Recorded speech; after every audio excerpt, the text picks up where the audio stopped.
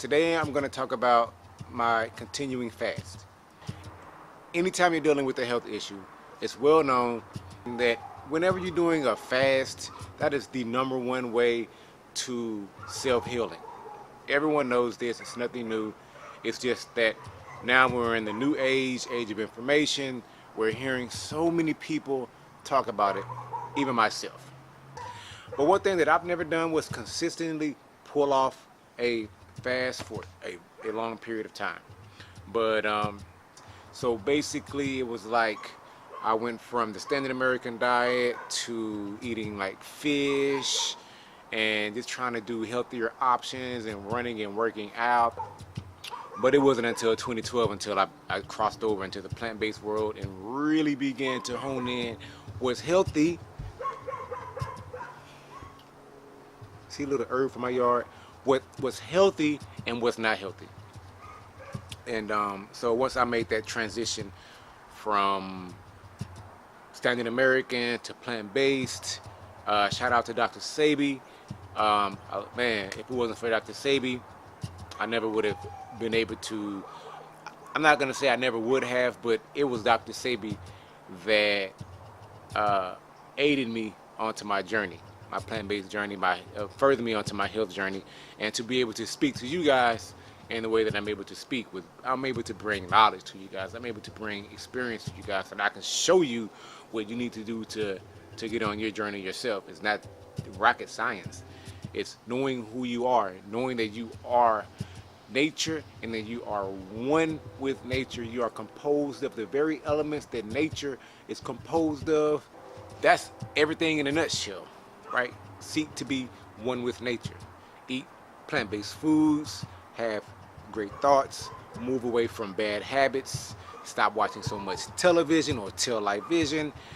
But I want to talk about, fasting. Basically, I'm moving from the plant-based, eating all different type of delicacies, and now I'm moving into more liquids. It's funny because I heard Jericho speak about it, how he went vegan to plant-based to moving into liquids, and then liquids into no food at all. Same thing from a guy that I'm really following right now by the name of Ilito Milamin. And why is this happening? It's because we're healing. You know what I mean? It's like we're transcending really a diet that we should have never been on in the very first place, right?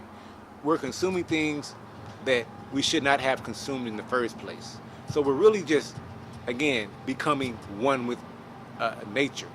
Whenever we allow for ourselves to cleanse and become one with nature, this is the process that takes place. This is why everyone is going through the same experience whenever they go from vegan goes to a healthy vegan or raw food diet. You hear all about the 80-20s. You have people on the all raw, and then you have people starting to dive into juicing your fruits, juicing your vegetables. And then whenever you try to go back to eating even your raw foods, it's like, oh, my stomach is full, I don't need that much, right? And then from there, you find yourself transcending into, I really don't need that much food, And that's where I'm at right now.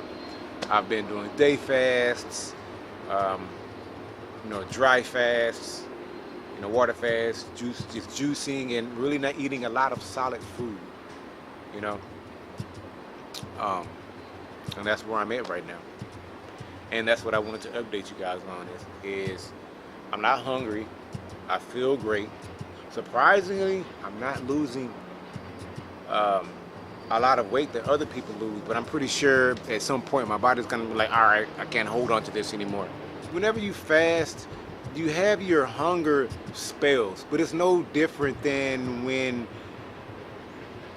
you're at work and, oh, I'm hungry, I need to go and get some food. So what do? You go and get some food. The only difference is the person that's fasting knows that that's a detox, and then they allow for that to pass. Okay? They allow for that to pass through, and they say, that so-called hunger is gone, or in other words, that detox phase has passed through, and that's all that's happening. there's things that you want to watch out for whenever you're on a fast are the people that are around you. You know, especially you. I have children.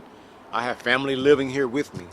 You know, there are so many people in this house, and there's food passing in and out, and you know, you get tempted.